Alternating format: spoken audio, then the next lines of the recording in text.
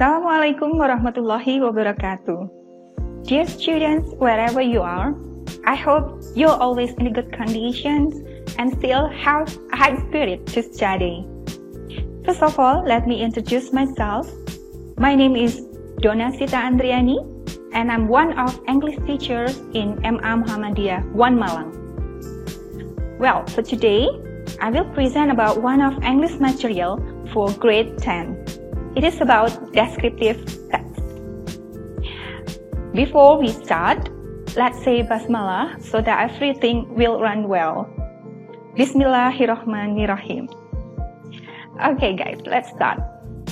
Okay, sebelumnya kita akan membaca dulu tentang pengetahuan berdasarkan kurikulum di KI 3, yaitu membedakan fungsi sosial, struktur teks, dan unsur kebahasaan beberapa teks deskriptif lisan dan tulis dengan memberi dan meminta informasi terkait tempat wisata dan bangunan bersejarah terkenal, pendek dan sederhana, sesuai dengan konteks penggunaannya.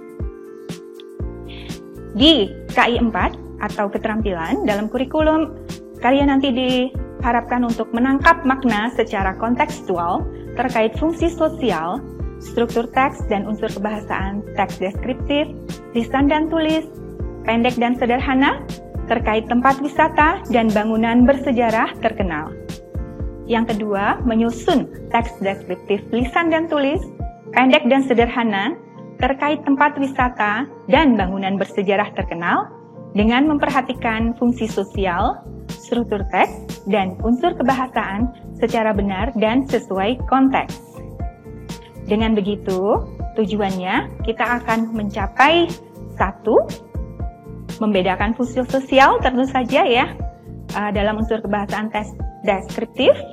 Selanjutnya, mampu menangkap makna secara kontekstual. And then yang ketiga, mampu menyusun teks deskriptif lisan dan tulis. Oke, untuk selanjutnya kita akan membuat mind map supaya anak-anak sekalian lebih mudah memahami tentang apa itu descriptive text, teori-teorinya, dan lain-lain.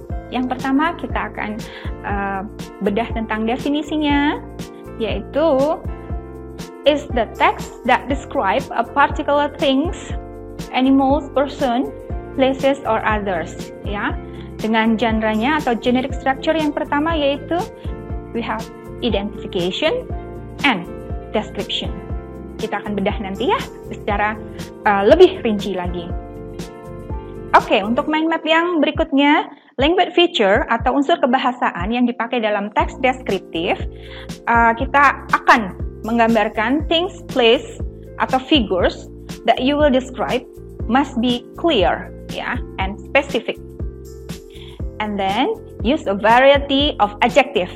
Ya, karena menggambarkan sesuatu pasti kita akan memakai beberapa kata sifat to describe dan harus clear and specific.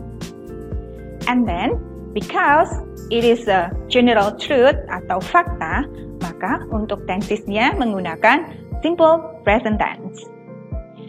Yang terakhir, use a verb to describe an event or a sequential action. Okay, now let's discuss about the generic structure. Identification yang pertama tadi ya. Untuk paragraf di deskriptif, identification berisi tentang introducing where or what is the subject is being described. Karena kita akan concern pada tempat-tempat wisata atau bangunan bersejarah baik di Indonesia maupun di luar negeri. Untuk itu, paragraf pertama kita perlu memperkenalkan introduction tempatnya, ya, dan apa subjek yang akan kita gambarkan. And then, yang kedua atau paragraf selanjutnya adalah the description of parts, qualities, and characteristic. Kalau itu orang atau benda, tapi berhubung kita mendeskripsikan place, jadi bagian-bagian tempat tersebut, and then apapun yang menggambarkan tentang historical place that we want to describe. Okay, Untuk language features-nya tadi sudah kita baca sekilas. Sekarang kita akan bedah di sini. Yang pertama, things that will describe must be clear and specific. For example, ya. Focus on one object. Satu objek yang kita pilih, misalkan beach, ya, atau pantai. Lalu pilih salah satu pantai, mungkin yang ada di dalam negeri atau di luar negeri. Kali ini saya mencontohkan yang ada di dalam negeri, tepatnya di Bali, yaitu Kuta Beach, ya. And then lokasinya di Bali. Saya pilih pantai, saya pilih lokasinya di Bali, dan saya pilih satu pantai namanya di Bali, yang ada di Bali namanya yaitu Kuta Beach. Oke, and then yang kedua language feature-nya adalah menggunakan adjective. Contoh dari adjective adalah big, small, medium, yang menggambarkan tentang size, ukuran. Besar, kecil, atau sedang-sedang saja. Berikutnya kita punya warna. Beraneka warna itu juga merupakan adjektif atau kata sifat. Brown, white, blue, red, and etc. And then, suatu yang menggambarkan kondisi seperti hot, cold, and dirty, itu juga merupakan kata sifat. Nah, preposisi seperti near, in front of, behind, itu juga merupakan adjektif.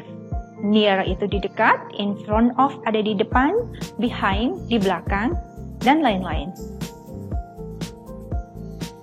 Language features yang berikutnya adalah menggunakan verb atau kata kerja.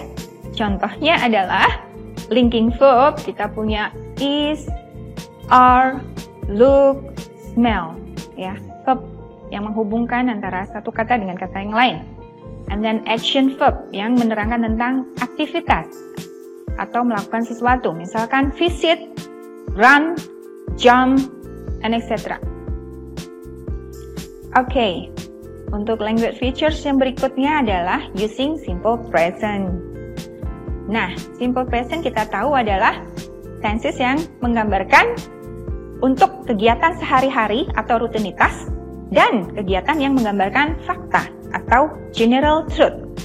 Dalam hal ini, menggambarkan tentang suatu objek yang nyata, real, ada di dalam negeri maupun luar negeri, kita akan menggunakan simple present. Untuk macam dari simple present sendiri, ada dua. Kita akan bahas lagi pada segmen berikutnya. Tunggu di sini, di Ada Kelas di ATV.